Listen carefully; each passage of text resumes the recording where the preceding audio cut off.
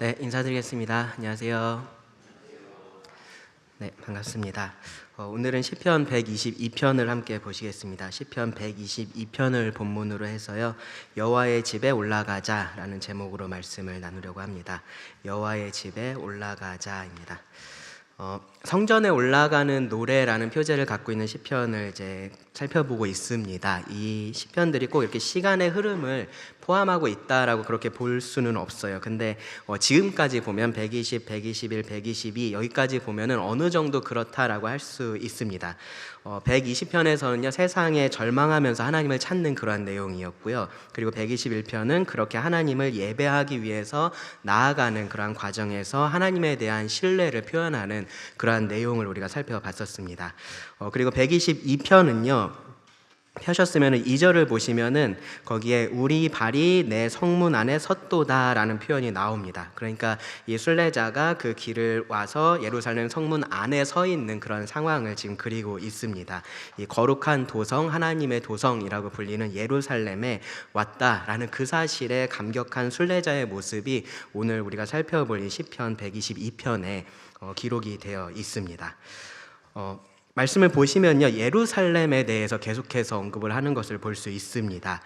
성경에 보시면 이 예루살렘이 굉장히 특별한 도시죠, 그렇죠? 이 예루살렘은 다윗이 여부수 사람으로부터 빼앗은 그러한 도시였고요. 다윗이 그것을 통치의 중심지로 만들고, 그리고 후에는 그곳으로 하나님의 언약궤를 가지고 오면서 예배의 중심지로 삼은 것을 볼 수 있습니다. 그렇게 해서 이 예루살렘이 이스라엘의 중심 도시가 그렇게 된 겁니다.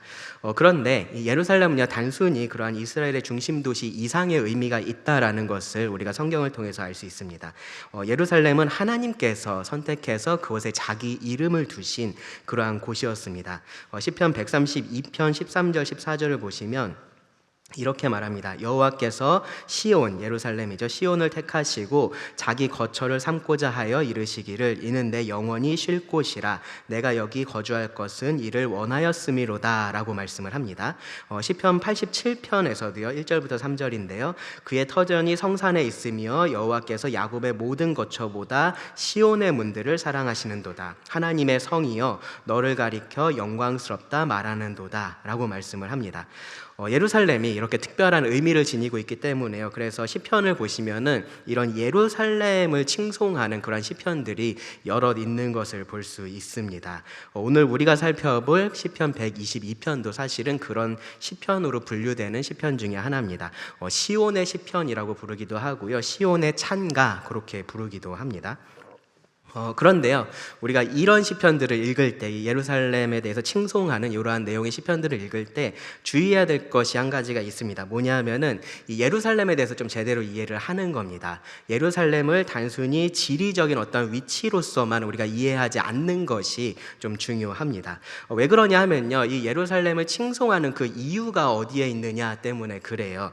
뭐 예루살렘이 그곳이 무슨 경관이 아름답다거나 혹은 사람이 살기에 아주 좋은 그러한 장소였다거나 뭐 필요한 자원이 많이 난다거나 혹은요 뭐 교통의 요충지로서 아주 중요한 역할을 했다거나 그러한 것들이 예루살렘을 칭송하는 이유가 되지 않습니다. 사실 그런 이유면 다른 도시들, 칭송받을 도시들이 더 많이 있을 거예요. 예루살렘의 특별함은 어디에 있냐 하면은 그곳이 하나님께서 계시기로 선택하신 곳, 하나님께서 자기 이름을 두신 곳이라는 그 사실에 있습니다. 사실 그 표현이 조금 이상하게 들릴 수 있어요. 하나님은 어느 곳에나 계신 분이시잖아요, 그렇죠? 근데 하나님은 이 예루살렘을 선택을 하신 거고요. 그리고 그 예루살렘에 하나님의 특별한 그러한 임재를 이 땅 가운데 나타내셨다라고 그렇게 할 수 있습니다. 그것이 예루살렘이 특별했던 이유고요. 그것이 이 구약의 사람들이, 하나님의 백성들이 예루살렘을 특별하게 여겼었던 이유이기도 합니다. 하나님이 계신 것이죠. 그래서 그곳에 가면 하나님을 만날 수가 있었던 겁니다. 그곳에 가면은 함께 그 하나님의 백성들이 모여서 하나님을 예배할 수 있었기 때문에 예루살렘이 그들에게 특별했습니다. 그런 측면에서 우리가 오늘 시편 122편을 살펴보게 될 겁니다. 그런 면에서 우리들에게 주는 교훈이 있어서 그렇습니다. 시편 122편을 보면요, 다윗이 기록했다라고 되어 있어요. 다윗의 시라고 되어 있잖아요. 이 다윗이나 혹은 그 후대에 이 노래를 부르면서 예루살렘을 향했던 그 수많은 순례자들이 있었을 겁니다. 그들이요 바로 하나님을 예배하기 위해서 이곳으로 갔고요. 그러면서 이 땅에 대해서, 이 예루살렘에 대해서 그렇게 칭송을 한 것처럼 우리도 사실은 똑같은 마음으로 하나님을 예배하기 위해서 모입니다. 그런 측면에서 우리가 이 시편 122편을 통해서 교훈을 얻을 수 있습니다. 우리가 모이는 장소는 예루살렘은 아니잖아요, 그렇죠? 이 유평마을입니다, 그렇죠? 유평마을에 모이고 있지만 우리도 이 한 장소를 정해서 함께 모여서 하나님을 예배합니다, 그렇죠? 그러한 모임을 사실은 교회라고 그렇게 부릅니다. 그래서 이 시편은요, 우리가 교회로서 이렇게 모여서 예배할 때 가져야 할 올바른 자세에 대해서 말씀을 해주고 있다라고 할 수 있어요. 세 가지를 생각해 볼 건데요. 예배자의 기쁨, 그리고 예배자의 결단, 마지막으로 예배자의 기도입니다. 그 세 개의 소제목을 가지고 예배자의 올바른 자세 세 가지를 이 시편 122편을 통해서 좀 살펴보겠습니다. 첫 번째로요. 첫 번째가 조금 깁니다. 당황하지 마세요. 예배자의 기쁨이 1절과 2절에 나옵니다. 말씀을 먼저 보시면요.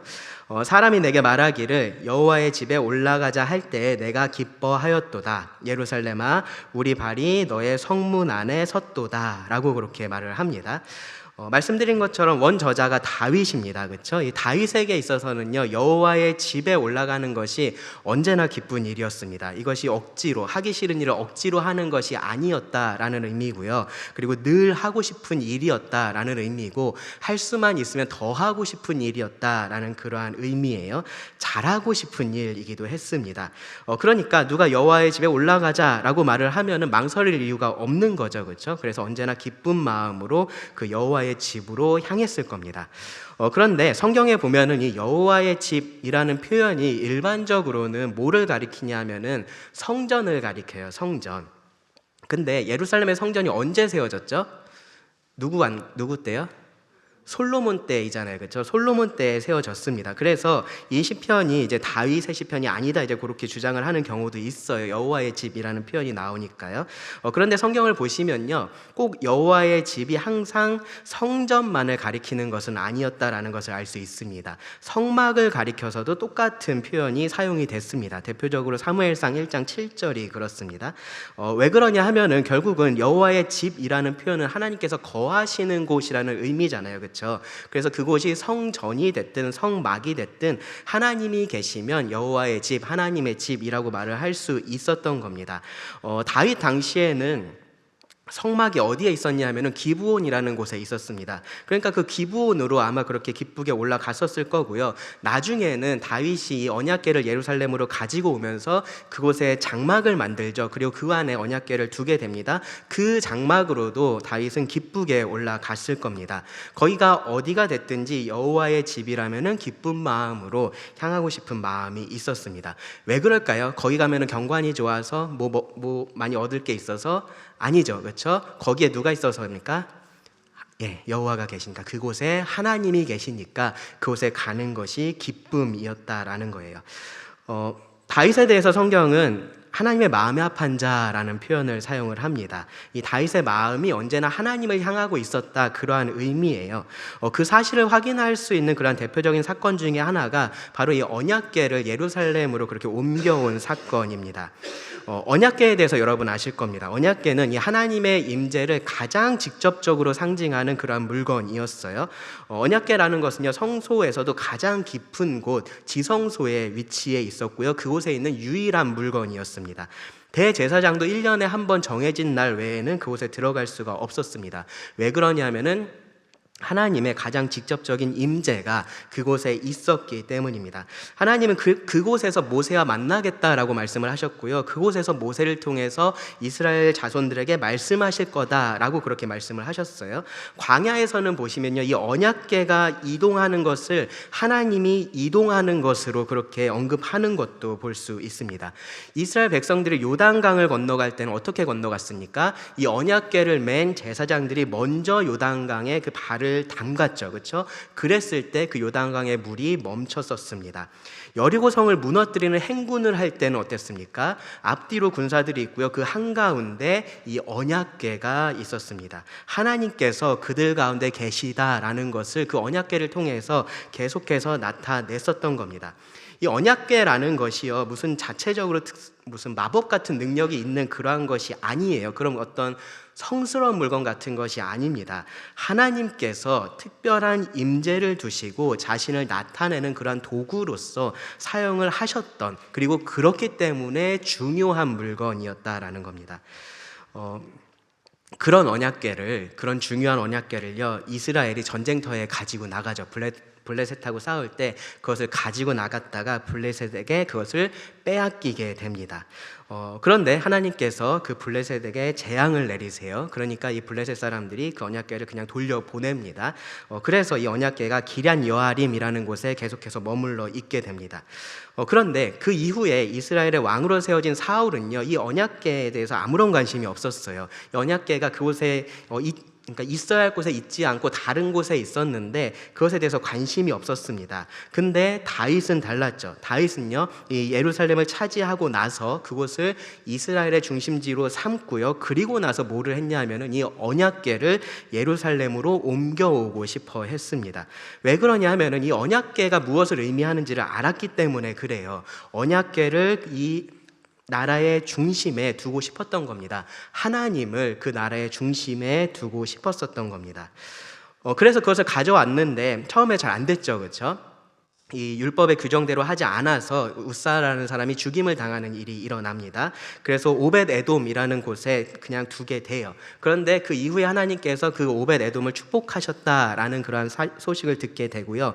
그리고 나서 이것을 내가 가져와야겠구나라는 마음의 기쁨으로 이 언약궤를 가지고 오게 됩니다. 그리고 잘 아시는 것처럼 그 과정에서 다윗이 아주 힘을 다해서 춤을 춥니다. 그만큼 그것이 기쁜 일이었던 거죠. 언약궤를 가지고 오는 것이 왜 그렇게 기쁜 일이었을까? 이게 무슨 나라에 빼앗긴 보물을 되찾아온 그러한 것이기 때문에 기쁜 일이었을까?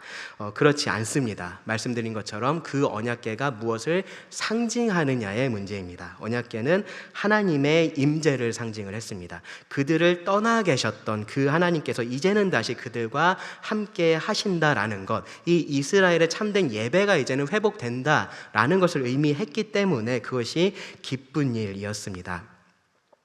다윗은 그 언약궤를요, 자신이 준비한 장막 가운데 뒀고요. 그리고 그곳이 다윗이 가장 사랑하고 기뻐하는 장소가 됐습니다. 다윗의 시편 중에 그래서 그런 기쁨이 표현된 시편들이 많이 있습니다. 시편 26편 8절에 보시면 여호와여 내가 주께서 계신 집과 주의 영광이 머무는 곳을 사랑하오니 라고 말을 하고요. 시편 27편 4절도 보시면요, 내가 여호와께 바라는 한 가지 일 그것을 구하리니 곧 내가 내 평생에 여호와의 집에 살면서 여호와의 아름다움을 바라보며 그의 성전에서 사모하는 그것이라 라고 말을 합니다. 시편 65편 4절에서는요, 주께서 택하시고 가까이 오게 하사 주의 뜰에 살게 하신 사람은 복이 있나이다. 우리가 주의 집 곧 주의 성전의 아름다움으로 만족하리이다.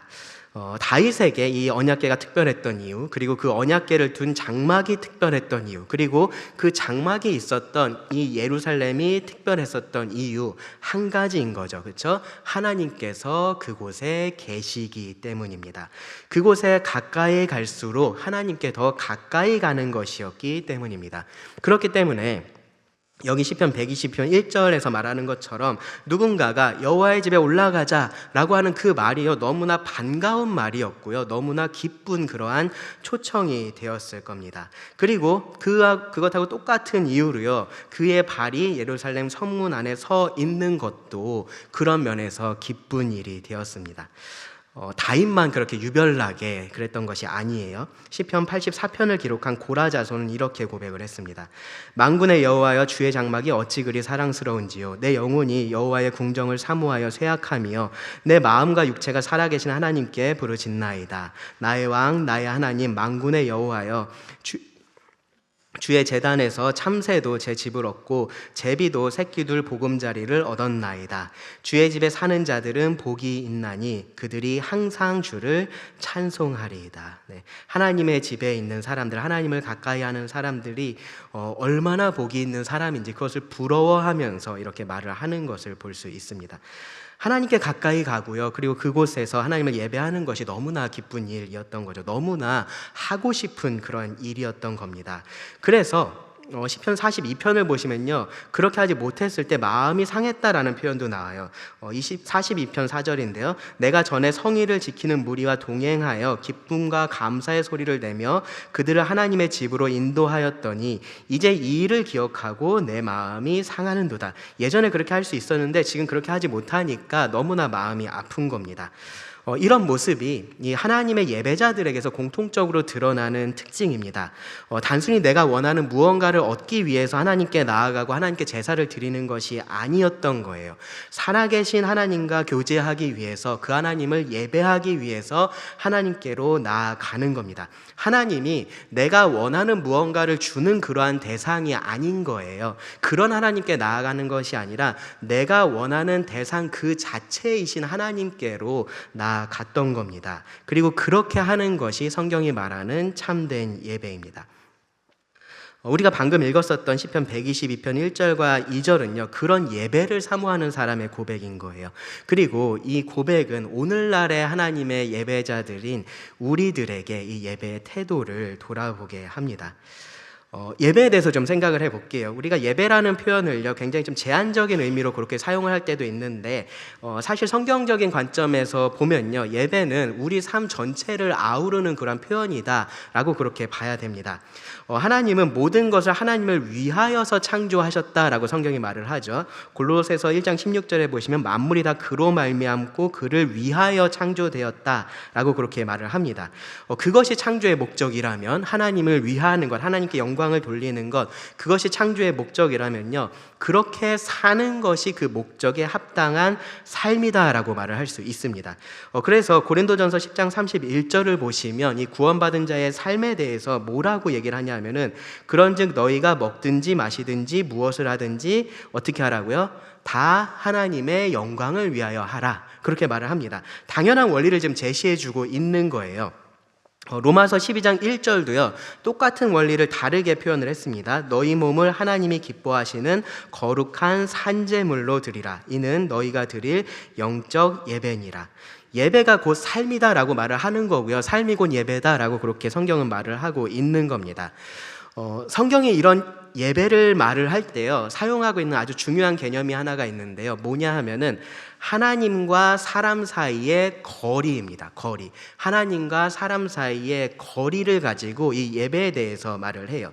무슨 말이냐면요, 하나님에게서 멀어져 있는 것, 멀리 있는 것, 하나님에게서 등을 돌린 것, 그것이 예배하지 않는 것이고요, 반대로 하나님과 함께하는 것, 하나님과 동행하는 것, 하나님과 친밀한 교제 가운데 거하는 것, 하나님께 가까이 나아가는 것, 그것을 예배다라고 말을 합니다. 처음에 아담과 하와가 창조됐을 때를 여러분 생각해 보시면요, 그곳에서 아담과 하와는 이 에덴 동산에서 하나님과 함께 했습니다. 그렇죠? 하나님과 함께 있었어요. 그런데 그들이 범죄했을 때 하나님께서 어떻게 하셨냐 하면은 그들을 에덴 동산에서 쫓아내셨습니다. 쫓아내시고요, 그들이 다시 에덴 동산으로 들어올 수 없게 하셨습니다. 그런데 생각해 보시면, 그렇다고 그 후에는 이 아담과 하와가 하나님하고는 말도 하지 못하고 하나님의 음성도 듣지 못하고 그렇게 됐나요? 그렇게 되지 않았어요. 그렇죠? 그런데 아담과 하와가 하나님과 교제하는 그것이 죄가 없을 때하고 똑같지는 않았습니다. 이 죄가 가져온 하나님과의 거리를요, 에덴 동산에서 쫓아내는 것을 통해서 하나님은 상징적으로 그들에게 보여주신 겁니다. 범죄한 인간은 범죄하기 전처럼 하나님께 가까이 나아갈 수가 없었다라는 거예요. 하나님을 그렇게 예배할 수 없게 됐다라는 겁니다. 이사야 선지자가 말한 것처럼요, 오직 우리 죄악이 우리와 하나님 사이를 갈라놓은 겁니다.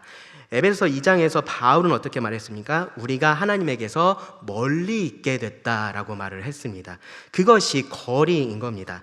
그런 면에서 이 성막과 성전이라는 것은요, 어떻게 사람이 다시 하나님께 가까이 가서 예배할 수 있는지를 보여주는 그러한 장치였습니다. 희생제사를 통해서 죄의 문제를 해결하면 하나님께 가까이 나아갈 수 있었습니다. 다시 하나님을 예배할 수가 있었습니다. 그런데 히브리서에서 분명하게 지적을 하는 것처럼요, 이 짐승의 희생제사는 명백한 한계가 있었습니다. 제사장은요, 분명히 그 짐승의 희생제사를 통해서 하나님께 더 가까이 갈 수는 있었어요. 그런데 하나님의 임재를 두신 그 언약궤가 있는 지성소에까지 나아갈 수가 없었습니다. 그것은 사실은 제사장도 마찬가지였습니다. 짐승의 제사는 사람이 어떻게 하나님에게 다시 나아갈 수 있는지 그 원리는 보여주었는데 실제로 그것을 이루지는 못했었던 거예요. 그런데 그것을 누가 가능하게 하신 겁니까? 예수님께서 가능하게 하신 겁니다. 예수님께서 완전한 제사장으로 이 땅에 오셔서 완전한 제사를 드리심으로 실제로 이 죄인을 하나님께로 다시 나아갈 수 있게, 하나님께 가까이 가서 예배할 수 있게 하셨다라는 겁니다. 그 부분에 대해서 이 히브리서의 저자가 아주 치밀하게 논증을 해요. 그리고 나서 결론적으로 이렇게 말을 합니다. 히브리서 10장 19절부터 22절에서 이렇게 말을 해요. 그러므로 형제들아, 우리가 예수의 피를 힘입어 성소에 들어갈 담력을 얻었나니 그 길은 우리를 위하여 휘장 가운데로 열어놓으신 새로운 살 길이요 휘장은 곧 그의 육체니라. 또 하나님의 집 다스리는 큰 제사장이 계심에 우리가 마음의 뿌림을 받아 악한 양심으로부터 벗어나고 몸은 맑은 물로 씻음을 받았으니 참 마음과 온전한 믿음으로 하나님께 나아가자라고 말을 합니다. 죄가 가져왔던 하나님과 우리 사이의 거리가요, 이 죄가 사라짐으로써 함께 사라지게 된 겁니다. 예수님의 피로 이루신 죄사함으로 죄는 동이 서에서 먼 것처럼 우리에게서 무한히 멀어진 거고요, 반대로 하나님과 우리 사이의 그 거리는 무한히 가까워지게 된 겁니다. 그것이 모든 구원받은 사람들이 영적으로 누리는 실체인 거예요. 그리고 그것이 실제 삶을 통해서 드러납니다. 히브리서 저자가요, 그 이어지는 말씀에선 이렇게 말을 해요. 23절부터 25절을 보시면 또 약속하신 이는 미쁘시니 우리가 믿는 도리의 소망을 움직이지 말며 굳게 잡고 서로 돌아보아 사랑과 선행을 격려하며 모이기를 패하는 어떤 사람들의 습관과 같이 하지 말고 오직 권하여 그날이 가까움을 볼수록 더욱 그리하자. 간단하게 말하면요, 하나님께 나아가는 것이요 실제 삶에서 지금 이렇게 드러나야 된다라고 말을 하고 있는 겁니다. 그 중심에 있는 게 뭡니까? 모이는 겁니다. 모이는 것. 같은 약속을 받고 같은 소망을 가진 사람들이 모여서 서로 돌아보고 사랑과 선행을 격려하고 함께 예배자로서의 삶을 사는 겁니다.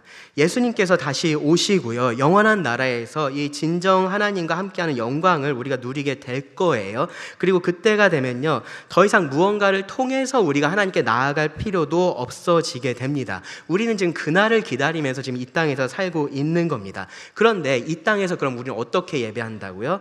모여서 기쁨과 영광을, 그날의 기쁨과 영광을 맛보는 그런 예배를 함께 드리는 겁니다. 우리의 모든 삶이 예배다라고 말씀을 드렸어요. 근데 구원받은 사람들이 함께 모여서 드리는 이 예배는요, 그렇기 때문에 그 중에서도 특별한 의미를 가질 수밖에 없는 거고요, 또 반드시 그래야 되는 겁니다. 여러분 생각해 보세요. 넓은 의미에서 생각을 해보면 구약의 성도들도요, 굳이 예루살렘까지 가지 않아도 자기 삶에서 하나님 예배하면서 살 수 있었습니다. 그렇죠? 그리고 자기 가족들끼리 모여가지고 혹은 가까운 사람들끼리 모여가지고 그곳에서 하나님 말씀도 가르치고 찬양도 하고 기도도 하면서 예배도 드릴 수 있었습니다. 그런데 여전히 하나님께서 정하신 그 예배 장소에 나가서 그곳에 하나님의 백성들이 모여서 하나님을 예배하는 것이 그들에게 중요했고요. 특별히 그것이 그들에게 기쁨을 주는 그러한 일이었습니다. 그래서 이 여호와의 집에 올라가자라는 이 말이 그들에게 기쁨이 됐었던 거예요. 그 여호와의 집에 있는 그 예루살렘에 발을 디디는 것이 그들에게 특별한 일로 다가올 수밖에 없었던 겁니다. 그 똑같은 원리가 오늘날 하나님의 백성인 우리들에게도 적용이 된다라는 겁니다. 우리는요, 이제 짐승의 제사로 어느 정도 하나님께 나아갈 수 있게 된 것이 아니고요. 그것은 구약의 일이고 이제는 그것이 끝났습니다. 이제 우리는 예수님의 제사로 온전히 하나님께 나아갈 수 있게 됐습니다. 그런데 그 온전함을 우리가 온전히 누리는 것은 여전히 새 예루살렘이 임할 때 가능한 일이에요. 그런데 지금도 우리는 함께 모여서 예배 가운데 그 기쁨의 일부를 맛볼 수가 있습니다. 우리가 함께 모여서 하나님을 높이는 그러한 찬양을 드릴 때 그렇고요. 우리가 하나님께서 하신 그러한 일들에 감사하는 기도를 드릴 때 그렇습니다. 하나님의 말씀이 올바르게 선포되는 그러한 말씀 시간, 설교를 통해서 그렇고요. 우리를 구원하신 예수님의 희생을 기리는 그러한 주의 만찬을 통해서 우리가 그렇게 합니다. 그 예수님을 주로 삼고 고백하는 침례를 통해서 그렇게 하고요. 성도들이 모여서 교제하고 섬기는 그 모든 것들이 예배이고요. 그 모든 것들이 우리들에게 특별한 기쁨을 주는 일들이 됩니다. 방금 말씀드렸던 그런 것들이 주는 다른 유익들이 있어요. 그렇죠? 찬양을 하면요, 그게 꼭 가사가 무슨 좋고 그런 걸 떠나서 그냥 노래한다는 것 자체가 기쁠 수 있습니다. 그렇죠? 기도를 하면요, 무언가를 쏟아냈다라는 것 때문에 그냥 마음이 그렇게 시원해지기도 해요. 설교가 꼭 성경적이냐 아니냐 그런 것들을 떠나서요, 그냥 그 말 자체가 위로가 되기도 하고요. 성도와의 교제도 그렇습니다. 그런데 그런 모든 것들보다 우리가 기뻐해야 할 것, 우리를 기쁘게 하는 것은 그 모든 것들을 통해서 내가 하나님께 더 가까이 나아가게 된다라는 그 사실 때문입니다. 그것 때문에 우리는 교회 가자라는 말이 즐거워야 되는 거고요. 이 교회가 내 눈앞에 보일 때 내 마음이 설레야 되는 겁니다. 사실 교회 오래 다니면요, 그런 마음이 좀 사라집니다. 네, 오래 다니신 분들은 아마 아실 겁니다. 교회를 오래 다닐수록 그런 마음들이 점점점 사라지고요. 그냥 기계적으로 그렇게 교회에 나오기가 쉬워요. 정말로 그냥 교회를 다니는 거죠. 인간적인 방법으로 그런 무뎌짐을 해결할 수 있는 방법이 있습니다. 뭐냐 하면은 한번 뺏겨보면 압니다. 네, 그걸 한번 뺏겨보면은 사람은 그것이 소중한 것을 알아요. 아마 근데요, 한 번씩 뺏겨보셨습니다. 언제 뺏겨보셨나요? 코로나 때, 그렇죠? 예, 코로나 때 아마 비슷한 경험들을 한 번씩 하셨을 겁니다. 우리가 모이지 못한다라는 것이 나에게 어떤 의미가 되는지, 내가 모이고 싶다라는 마음이 드는 것이 어떤 것인지 아마 그때 한 번씩 그렇게 경험을 해 보셨을 겁니다. 아마 어떤 분들은요, 성경적인 교회를 찾기 위해서 여기저기 다니시면서 그러한 비슷한 경험을 했을 겁니다. 정말로 하나님을 예배하고 싶다, 예배하는 사람들과 함께 기쁜 마음으로 예배하고 싶다, 그러한 마음들을 아마 경험을 했을 겁니다. 그런데요, 사람은 계속해서 가지고 누리는 것에 있어서는요, 무뎌지기 마련입니다. 만약에 여러분들이 그런 상태에 있다면요, 오늘 이 말씀을 통해서 여러분 도전을 받으셔야 됩니다. 일부러 교회를 한번 좀 떠나볼까, 교회 한 달 안 나와볼까, 그런 생각을 하시라는 것이 아니고요, 긍정적인 노력을 우리가 해야 된다라는 거예요. 이 하나님께 가까이 나아올 수 있게 되었다라는 것이 얼마나 큰 은혜인지 다시 한번 새겨볼 필요가 있습니다. 전해지는 말씀에 여러분 귀를 더 기울여 보시고요, 그것을 마음에 담아 보려고 노력을 해 보시고요, 삶 가운데 그것을 순종해 보려고 해 보시기 바랍니다. 만찬 예배를요, 그냥 와서 앉아 계시지 마시고요, 그 시간을 준비해 보시기 바랍니다. 성도님들에게 한번 관심을 가져보세요. 항상 만나고 교제하던 사람들하고만 얘기하지 마시고요, 그냥 지나가면서 인사만 하셨던 성도님에게 가서 한 주 어떻게 지내셨는지, 어떤 어려움은 없었는지 한번 물어보시기 바랍니다. 그 모든 것들이 우리를 더 하나님께로 가까이 갈 수 있게 합니다. 그래서 우리의 예배가 더 살아있게 합니다. 예배를 그냥 매주 똑같이 반복되는 어떠한 일로 만들지 마시라라는 거예요. 새로운 마음으로 예배를 준비하시고 예배 자리로 오시라라는 겁니다. 그러면 그렇게 하려면요, 평소 내 삶이 정말로 예배가 돼야 됩니다. 삶에서 하나님께 내가 감사할 것들, 찬양할 것들, 기도할 것들, 그러한 것들을 가지고 그리고 이 자리로 오는 겁니다. 다음으로 3절에서 5절에서 우리가 살펴볼 수 있는 것은요, 예배자의 감격입니다. 말씀을 읽어보겠습니다. 예루살렘아, 너는 잘 짜여진 성읍과 같이 건설되었도다. 지파들 곧 여호와의 지파들이 여호와의 이름에 감사하려고 이스라엘의 전례대로 그리로 올라가는도다. 거기에 심판의 보좌를 두셨으니 곧 다윗의 집의 보좌로다. 이 상황을 머릿속에 좀 그려보시면요, 2절에서 예루살렘 성 안에 들어왔다라고 했어요. 그렇죠? 그 안에 들어와서 성 안을 이렇게 둘러보고 있는 것 같은 그런 상황을 지금 그리고 있습니다. 예루살렘을 지금 둘러보면서 감격을 하고 있는 거예요. 아, 이곳이 하나님의 성이구나. 이곳에서 하나님에 대한 그런 예배가 드려지는 곳이구나. 그런 마음에 감격하고 있는 겁니다. 제일 먼저 눈에 들어온 것은 뭐냐면요, 3절이에요. 3절에 보시면 예루살렘아, 너는 잘 짜여진 성읍과 같이 건설되었도다 라고 이야기를 해요. 잘 짜여져 있는 그 건물들이 눈에 먼저 들어왔습니다. 많은 사람들이 예배하기 위해서 몰려들고 있는데, 이 예루살렘은 그 예배자들, 그 순례자들을 맞이할 준비가 잘 되어 있구나, 그런 생각을 한 겁니다. 아시는 분들은 아실 텐데요, 제가 이 예배당에서 꽤 오래 살았었습니다. 한 10년 이상 그렇게 살았던 것 같아요. 살면서요, 가끔씩 이렇게 예배가 끝나고 나서 이 자리를 쭉 둘러볼 때도 있고요, 예배하기 전에 와서 이 예배당을 위아래로 이렇게 왔다 갔다 둘러볼 때가 있었습니다. 뭐 정리하려고 이제 뭐 쓰레기 같은 거 있으면 줍고 뭐 그렇게 하려고 그렇게 할 때도 있었고요. 가끔은 어떤 목적으로 그렇게 했냐면은 예배를 준비하려고 그렇게 할 때가 있었어요. 뭐냐 하면은요, 요 예배당이라는 것이 그냥 건물이잖아요. 그렇죠? 그냥 건물인데, 근데 이 건물 그리고 이 안에 있는 어떠한 장소들 그리고 여기저기 놓여지는 그런 물건들이 생각나게 만드는 것들이 있는 거예요. 그리고 그런 것들을 생각하는 것이 예배를 준비하는 데 도움이 됐었습니다.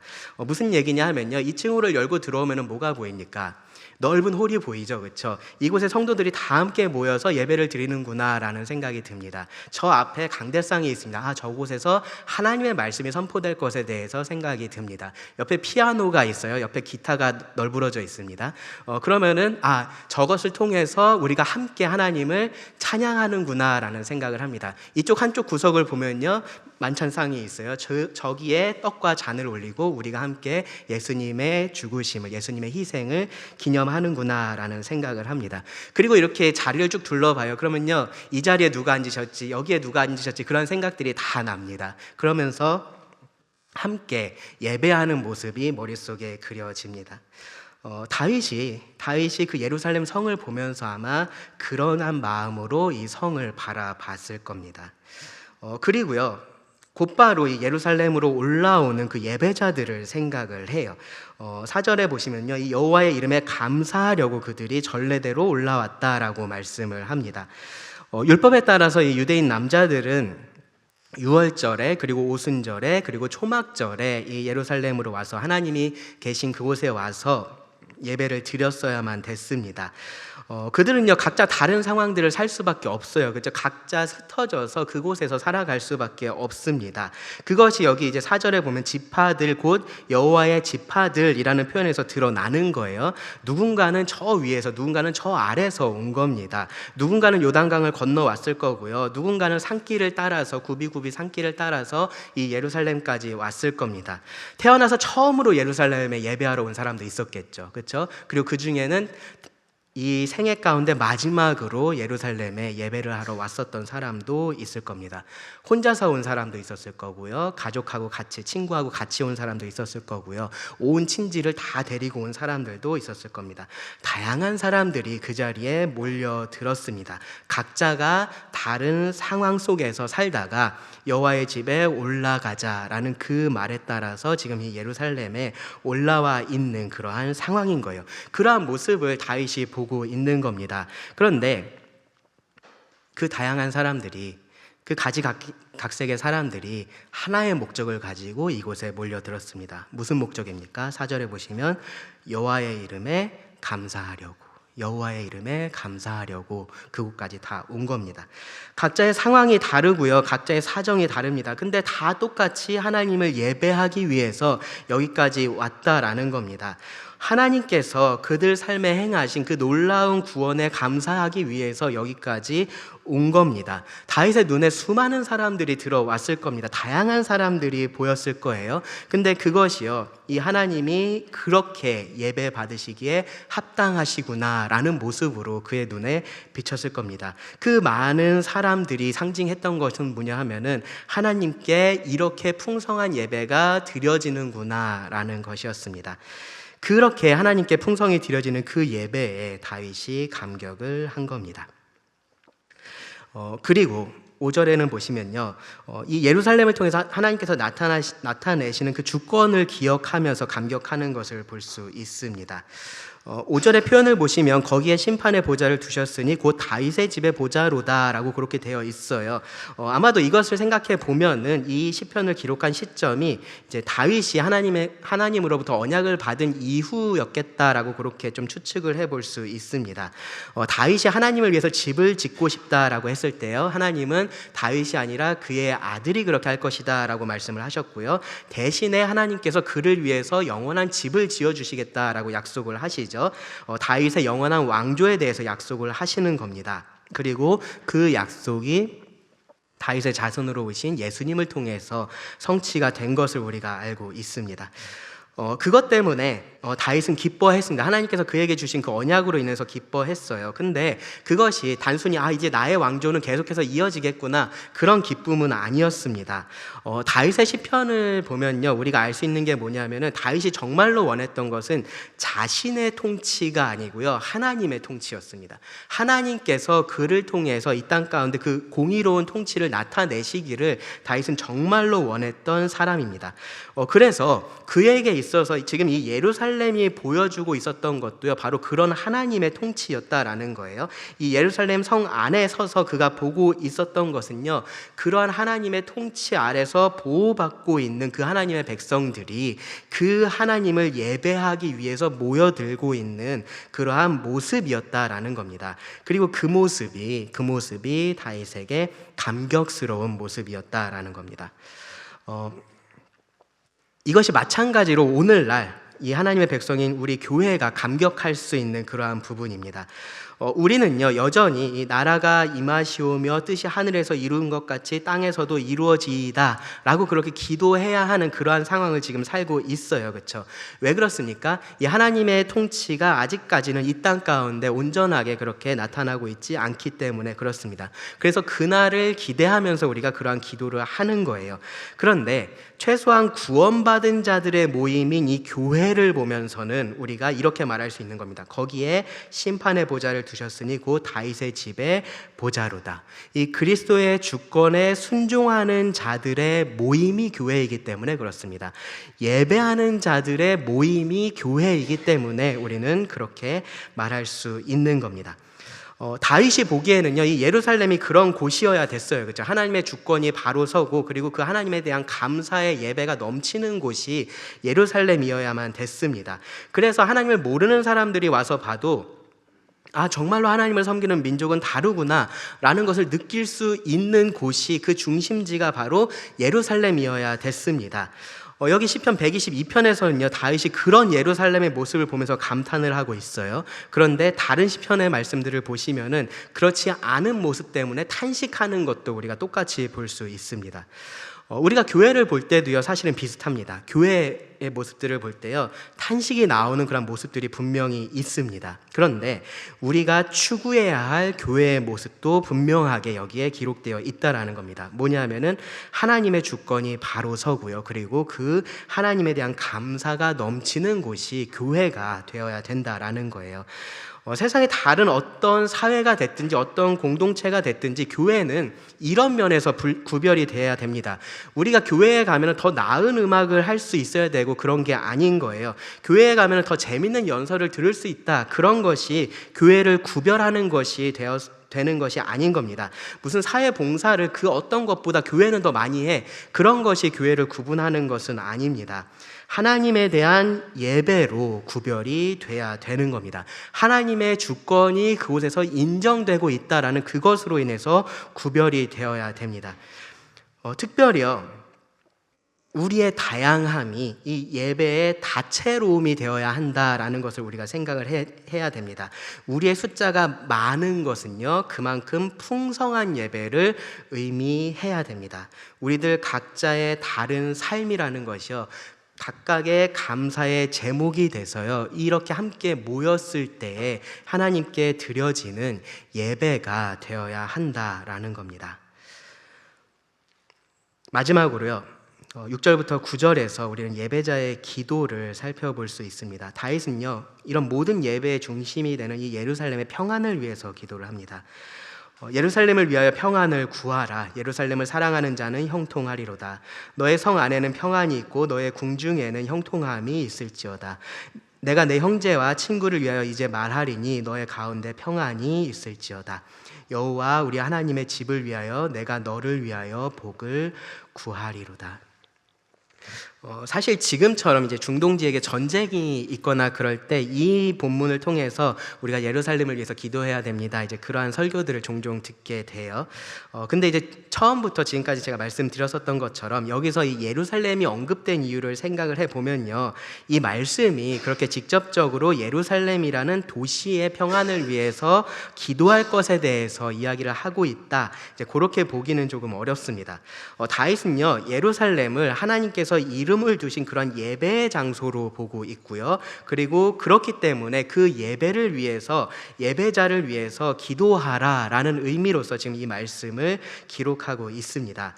하나님을 향한 그 예배가 방해받거나 멈추지 않고 평화 가운데 계속해서 드려질 수 있기를 위해서 구한 거죠. 그것을 위해서 예루살렘의 평안을 구하라라고 그렇게 말을 합니다. 그렇게 하는 사람에게 하나님께서 형통을 주시기도 구하고요, 그리고 그곳에 예배하러 올라온 그 모든 사람들의 평안을 구하고 그들을 축복하는 것을 우리가 볼 수 있습니다. 그 모든 하나님의 은혜가요, 결국은 이 9절에서 말을 하고 있는 것처럼 하나님의 집을 위한 예배로 그렇게 이루어지기를 바라는 마음에서 그렇게 하고 있습니다. 사실 이스라엘의 역사, 이 예루살렘의 역사를 생각해 보면 다윗의 이 기도가 굉장히 좀 무색합니다. 그렇죠? 전 세계에서 이 이스라엘만큼, 예루살렘만큼 이 전쟁의 중심에, 갈등의 중심에 있는 지역도 없기 때문에 그렇습니다. 그런데 이 기도는요, 결국은 이루어집니다. 언제 이루어지냐면은 예수님께서 다시 오실 때 이루어집니다. 이 기도에 응답을 하실 거예요. 이사야 2장 2절부터 4절에서 분명하게 말씀을 합니다.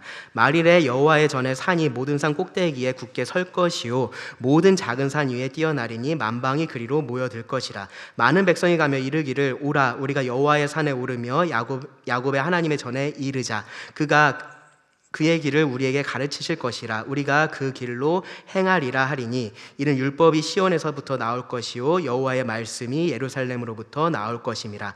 그가 열방 사이에 판단하시며 많은 백성을 판결하시리니 무리가 그들의 칼을 쳐서 보습을 만들고 그들의 창을 쳐서 낫을 만들 것이며 이 나라와 저 나라가 다시는 칼을 들고 서로 치지 아니하며 다시는 전쟁을 연습하지 아니하리라. 예루살렘은요, 이 다윗의 기도처럼 평화 가운데 다시 하나님을 향한 그 예배의 중심지가 될 겁니다. 그리고요, 그때가 되면은 이스라엘의 12지파가 아니라 여기 말씀에서처럼 만방에서 많은 백성들이 모여들 겁니다. 우리가 여호와의 산에 오르며 야곱의 하나님의 전에 이르자라고 하면서 이 예배의 중심지로 모여들 겁니다. 그리고 하나님을 향한 참된 예배가 예루살렘에서 그렇게 드려질 겁니다. 그러면 지금 이 말씀은 우리하고는 관계가 없냐? 그렇진 않습니다. 앞서서 그렇게 적용을 했었던 것처럼 지금 하나님의 백성인 이 교회를 위해서도 우리는 이렇게 기도할 수 있고요, 이렇게 기도를 해야 됩니다. 교회의 평안을 위해서 구하는 겁니다. 계속해서 교회가, 우리가 이 평안 가운데 하나님을 예배할 수 있기를 우리는 구해야 됩니다. 당연히 할 수 있는 것으로 생각했던 그러한 예배가요, 당연한 것이 되지 않을 수도 있다라는 그러한 경각심을 가져야 되는 거죠. 우리에게 예배가 소중하고요, 함께 예배하는 이 예배 공동체인 교회가 소중하다면요, 우리가 그것을 위해서 기도를 해야 됩니다.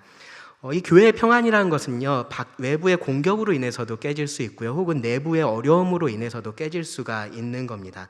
더 이상 예배를 드리지 못하게 될 수가 있는 거예요. 다윗이 예루살렘을 위해서 기도하면서 여기 말씀해 보시면 형제와 친구를 위해서도 기도를 해요, 그렇죠?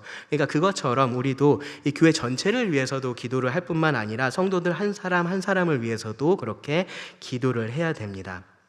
특별히 9절 말씀을 다시 보시면 여호와 우리 하나님의 집을 위하여 내가 너를 위하여 복을 구하리로다 라고 말을 하죠. 이거는 다짐을 하고 있는 겁니다. 그렇죠? 내가 그렇게 할 것이다 라고 결단을 하고 있는 거예요. 그런 다짐과 결단이 우리들에게도 필요하다라는 겁니다.